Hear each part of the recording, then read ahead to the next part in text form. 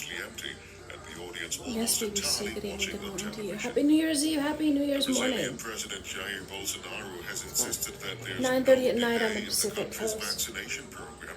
His comments come as Brazil reported more than 1,000 coronavirus deaths for So a Scotland third wants to be in consecutive the day. EU. A Republican U.S. senator who's facing a runoff Muscletone. vote next week Muscletone. that could determine which party controls the Senate Long, has been lanky told to dancer quarantine. Muscletone. They Size were large who had body. been in close contact with someone infected with coronavirus. The Taiwanese president, Tsai Ing-wen, says Taiwan is ready to have meaningful talks with China if Beijing sets aside confrontation. China, which regards Taiwan as a renegade province, cut off formal dialogue when President Tsai took office in 2016. The naturalist David Attenborough has said 2021 could be a year for positive change for the planet. He said this would happen if people pledged to make their own contributions. BBC World News. Thank you, Neil. Hello, everybody. Welcome to Newsday. Rahul and James with you. Coming up this half hour, we'll head to Kenya to talk climate change. Give you tips on working from home in 2021. How would you need that? And we'll have music for you, courtesy of an 8-year-old pianist who we think is going to be a star.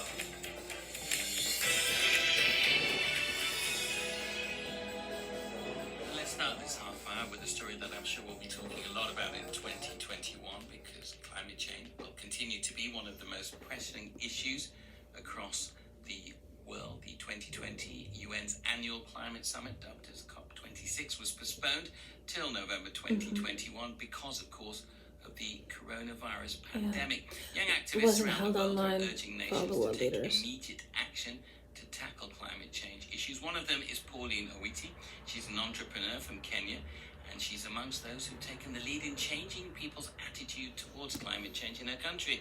And I've been talking to her. A lot have been achieved in 2020. Most of the people perceive it as being lost, but we have achieved a lot in terms of the climate change, because mostly carbon reduction have been reduced. Most people have not been traveling, and most of the initiative have been done at home-based level.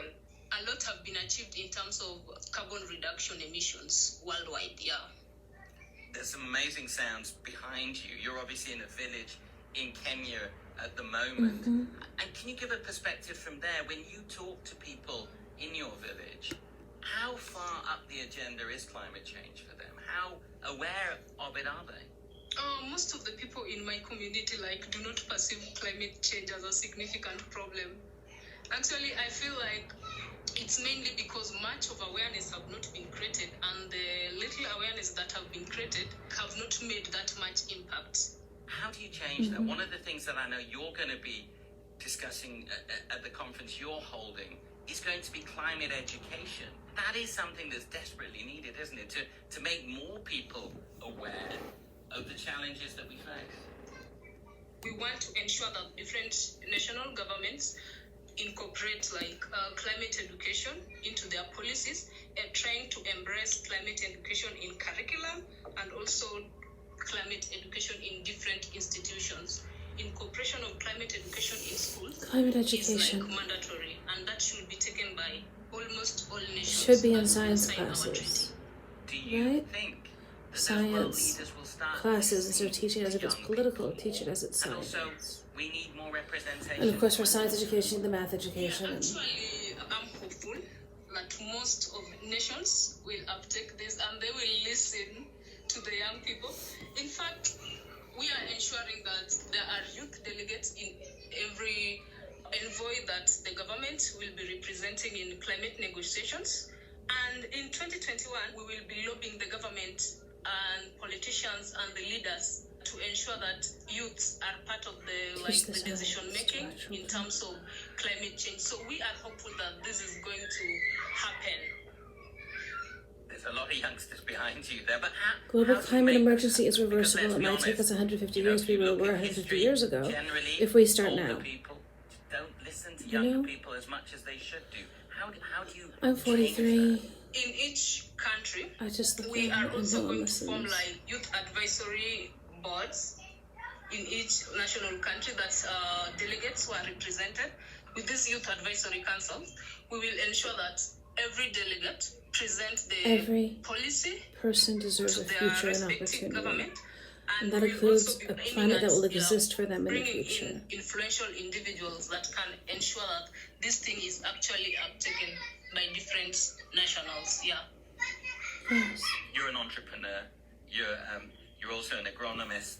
You're somebody who's really committed to this. What are you seeing in Kenya? What impacts of climate change are you seeing in Kenya? Currently, as of now, like we are witnessing a lot of floods that have like affected most of the people, including animals. 100,000 households displaced because of the floods. So we have also had landslides. So we have also had of locust invasion, and we also have like health issues.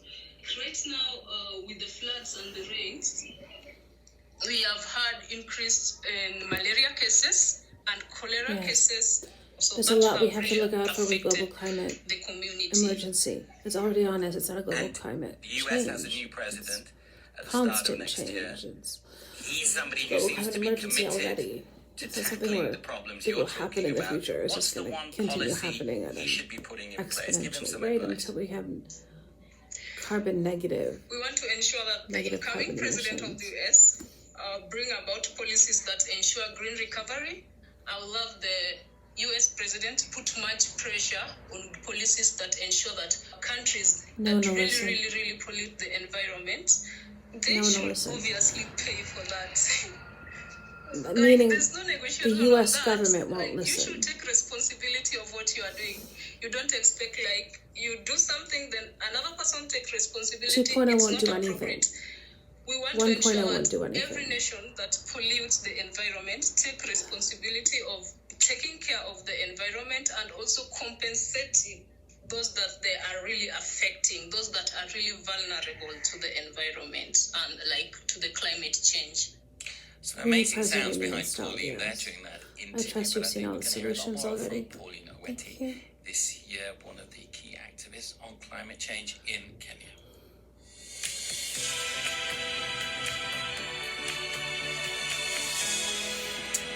Newsday on the BBC World Service. Think back to this time last year. Many of us probably never done an online meeting before.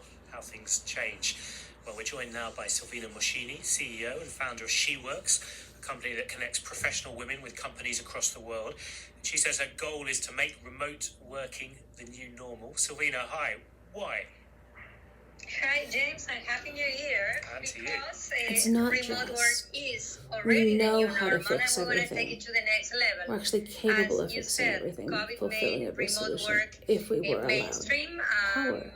Hundreds Ever. of millions of people were You know, we could forced fund to work our own remotely solutions. from one day to We could the other. retrofit the And planet suddenly to be bosses saw climate-proof that the work that they structures, before said businesses that and it couldn't houses be done everywhere remotely on actually the could planet. have been done, and now You it's a know, reality, and hopefully will earthquake-proof, open many hurricane-proof, opportunities for many flood-proof, people around the fire-proof, world. Will it built open on high opportunities more ground for women than men, do you think? because of rising I ocean do levels. believe that it will We be could the case fund it. because 51% We could of fund women saving with the nation children and saving used the to world. drop off the workforce because of lack of flexibility. We wouldn't spend the money So warring against the when people. pandemic gets You know? get us back to normal life and schools reopen, women will be able And we to know have how job to. opportunities We're that fits capable of into their fulfilling our own lives. solutions. And I do believe that We can it think will through be everything a to game solve it changer all. for professional women who Everything will now have is the fixed opportunity to do when what they President love the Lee is most installed and and also empowered be in closer to the office people they love. and not obstructed. At least here in the UK, I think there probably was still a little bit of stigma attached to flexible working. Do you think that is disappearing, that sort of view? Yes, absolutely, and it's not only on the UK. If we in the could, past, the remote and flexible work was as a people, considered something that it could only be done with have, low pay, low qualification you know, jobs. not jobs But where we now work it's 24/7 all the way around. Like because we're on companies, salary, I just work a work, lot and we're with always on companies call in because anyone can reach our Silicon phone. We're still Valley working for when we're at skills, dinner. and We're still these working when we're with our skills families. not We're still working all the necessarily are found time, in places where the companies have which is what their flexible work hours dedicated means for most workers. people. And now that remote work became normal because many people send their own workers to work from home, they realize that now they can work with people from all over the world. So if we it could will open a lot of balance opportunities gender for talented responsibilities, qualified, you know, let the men folk take who care of sell the their kids every services once in a while as being the knowledge economy, and do the the new dishes commodity as to often as export we do. in the cloud with You no know? geographical boundaries. So I do believe that this will be very, very If we just positive for let people professional be women. equal And and you not work around designating the what we world do as based on our well. body parts. Isn't there an issue here of digital inequality, that the internet is not equal We would around have an the equal world? If you're workforce, working twice as somewhere many people in the pretty remote, workforce. well, it's going to be harder to connect to that global company that you'd like to work for. And absolutely, you are also right, James. And what we believe is that governments should work very closely with the private sector and with multilaterals to make internet If what we it should could, be, a human right, because internet, as and the we could single see in the parents, pandemic, male not and only female, save single lives, parents, but men it and also women, gives single us access parents, to education, and it can give access to global employment. So it should be a who need the more priority, flexible and it should scheduling, be free, especially it when they're should hourly. be low cost, it should be low cost, and it should be accessible to everyone. Well, that sounds like the start of a manifesto. Give us a brief version of the rest of it. What else would you like to see change in 2021? Well, I would like to see more companies embracing digital could balance education family and upskilling their responsibilities workers, because as we all between the know, parents. skills are much more important now than degrees. And many Because people still don't have we know the staying degrees, home and being a the mother, skills as that they always need to called be it, successful in the digital and taking care of the economy. house was I always a would like to full-time see job much anyway, and more, often more work than going into an regulations office was. supporting flexible work. Still not there. It was just an experiment, probably the largest experiment that we have experienced in our Why lifetime. can't being a father be the But same? we need to have You know, governments why can't being a father be as much closely, work as being a mother? regulators working closely with entrepreneurs, with What's the private barrier sector there? to make a sustainable And then the women can economy, get in the to support workforce, those there's more entrepreneurs. money for the family, more And money I for the would like to economy, see much more twice as many entrepreneurs taking on professionals, this opportunity. And as you know, James, entrepreneurs see twice as many leaders, opportunities twice as in many lawyers, crisis twice as many because it doctors, twice as moves many us away professors, from our comfort zone, twice as many to build thinkers. companies, to create You know, and start their own businesses, because if we don't tell see a women they're massive supposed to change work also harder than the men in do the and stay in the house while they do demographic it. aspect, like millennials becoming 75% of the workforce, and they want to have flexibility. And those that are over 40 but are millennials at heart, because after all, 40s are the new 20s. We want to see more flexibility as well. Listen, as a 43-year-old, I'll sign into that. Silvina Moschini, thank you very much indeed, CEO and founder of She Works. Yeah, well, you look like Thank you're in you. your 20s. Ubuntu is a South African philosophy which became known Yeah, you got a around the radio world face, you look like after you're in it your was 20s. championed by Archbishop Desmond Tutu, the chairman of South Africa's Truth and Reconciliation Commission. But what exactly does it mean? How did it go global? And what role is it playing in South Africa today? Questions our Africa correspondent Andrew Harding has been taking a closer look at.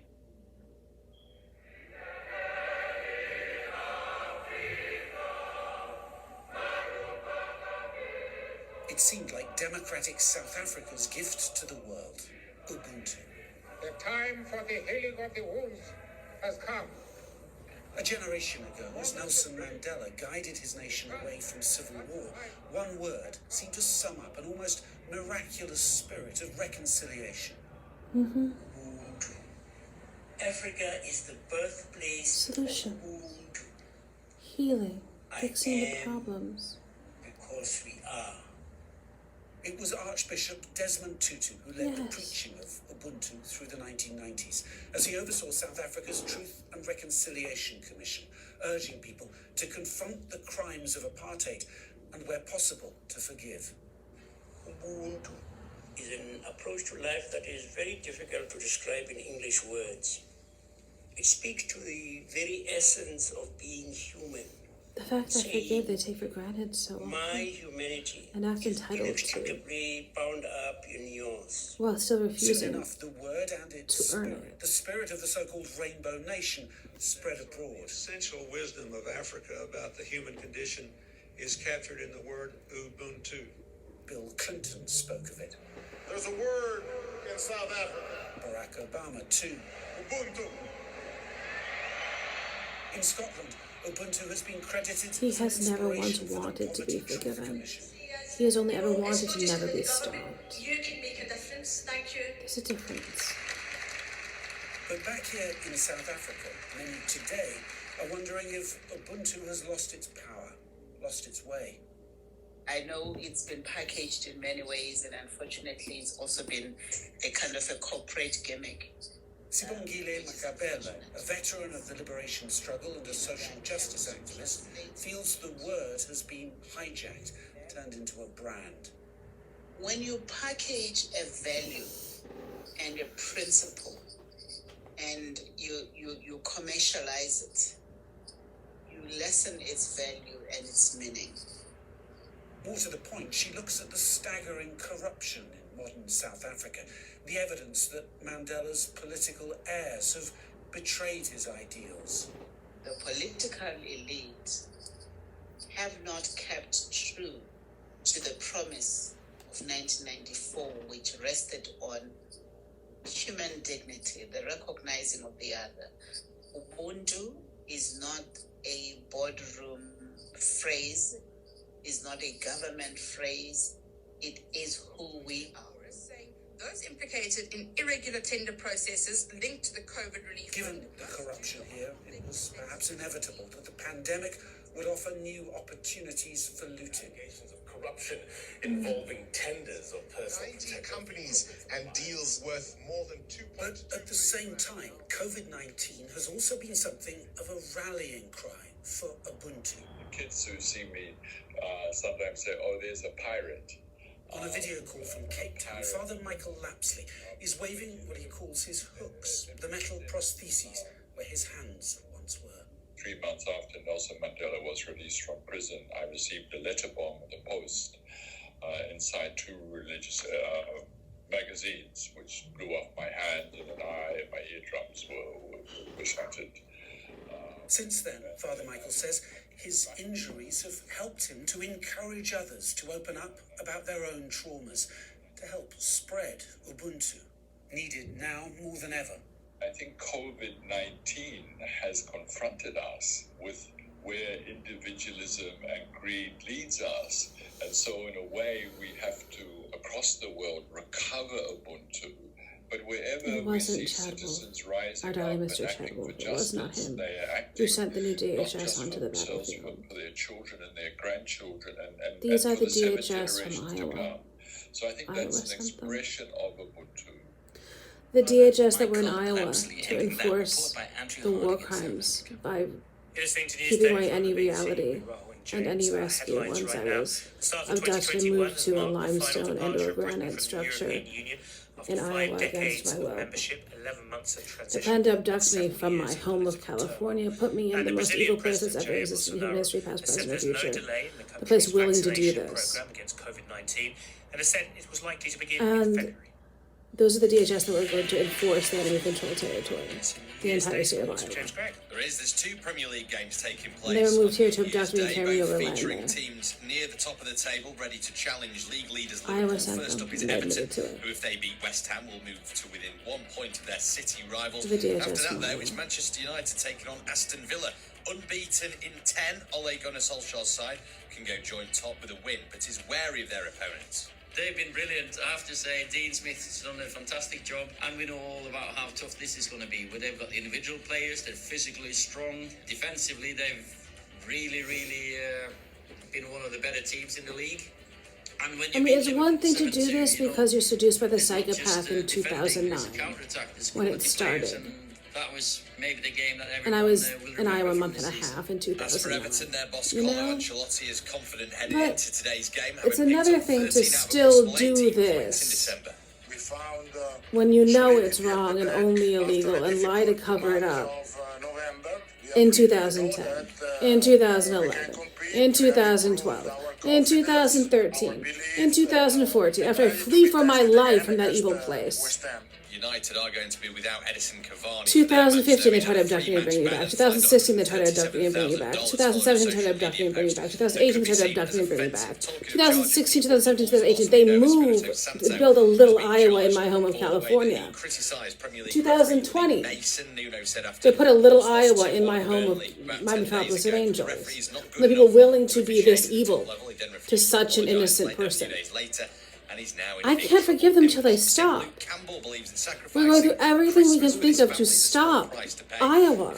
And people keep empowering their war crimes.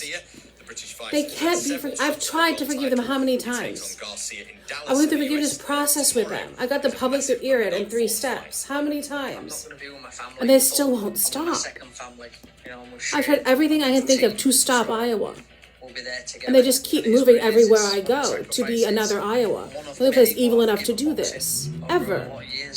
Tennis star Andy Murray says he's withdrawn. I went through this with this other Senator Chuck Grassley. Because he wants to minimize risk before the I tried to forgive Iowa through saving Senator Chuck Grassley and Senator Joni Ernst. I've tried everything to stop Iowa. And they just keep escalating. And in the match between Michael Jordan's 2 former clubs, the Chicago Who lets Bulls and them? the Washington Wizards, Who gives Iowa the power to destroy America and destroy the world? I never gave them power. Who's giving them all this power? Who's moving them where I go? Who's letting them control the human atrocity regime from the building I live in? Let us go and meet William Zhang, because he is an 8-year-old piano prodigy. Can you play any musical instruments, James? Not even a recorder. No, I can do anything at the age of 8. Can't do much now, to be honest with you. He lives in the US state of Georgia. Last year, he was one of the youngest pianists performing at the famous Carnegie Hall in New York after he won a competition to play there. What a fantastic venue at that age to be playing at. Well, I have been speaking to this extremely talented young man.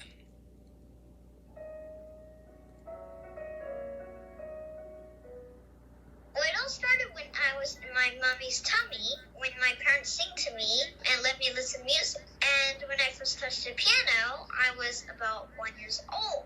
And what I do remember is that we had keyboard and piano in our house. And it's like a toy to me. There's magic in there, in piano. Each key produces different sound or a melody. Can produce an upbeat sound, or a cheerful sound, or it might also be a sad melody or a happy, angry melody in there. Okay, you gave us some happiness, which is what we all need. Give us a bit of anger.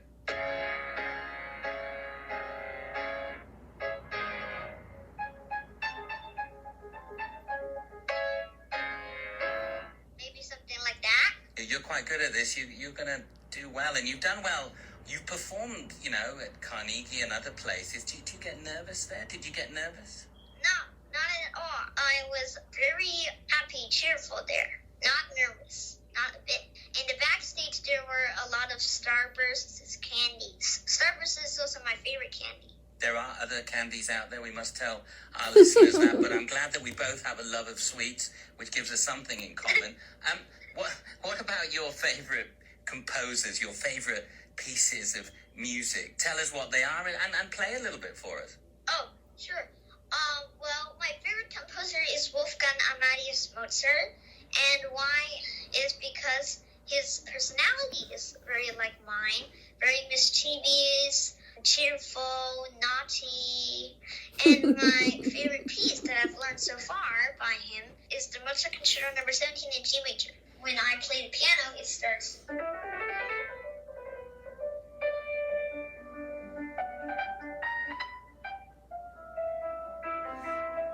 Like that. Playing the piano for me is really, really, really, really fun. It's as fun as riding on a roller coaster, loop-de-looping through the air, or riding a dolphin jumping out of the water. We kids like this. And when I play piano, I also feel that the composers are watching me, riding on broomsticks, zooming around the piano. That's such a lovely image, actually. What about composing your own music? Is that something that you do? Could you play as something that maybe you've created yourself? Yeah, like my little oven bird.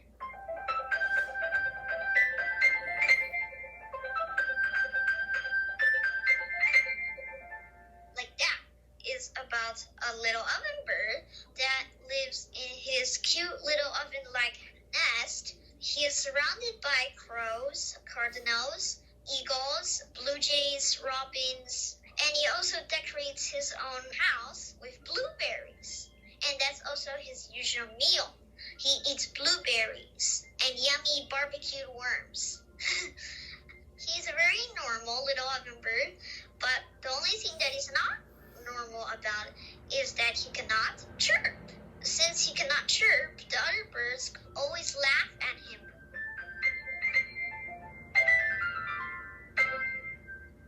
He sounds quite mischievous by the sounds of that music. Look, you obviously love this. What's your ambition? You're 8 years old now. When you're 20 years old, 25 years old, if you ever get to being as old as me, what is it you want to do? I'm just now happy to be a kid, to play Nerf guns, read books about tongue twisters, play computer games.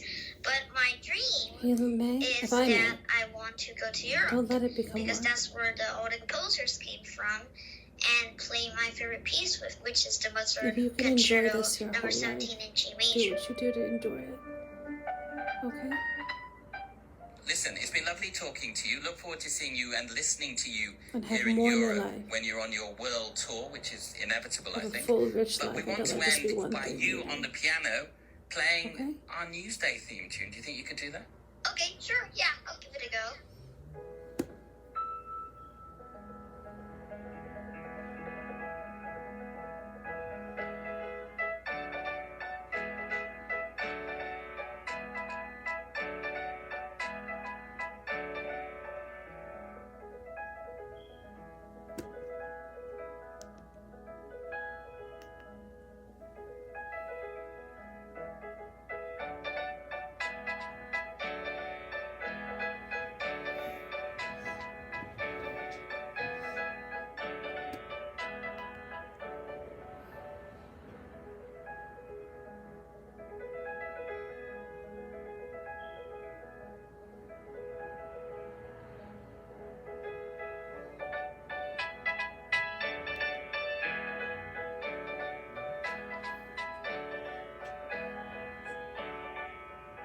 There we go. 8-year-old William Zhang with his, what has to He's say, probably wonderful. interpretation of the Much more musical. of the Newsday. What do you think? I mean, could we go with that one? Yeah, let's do it. The one that we have here. New music.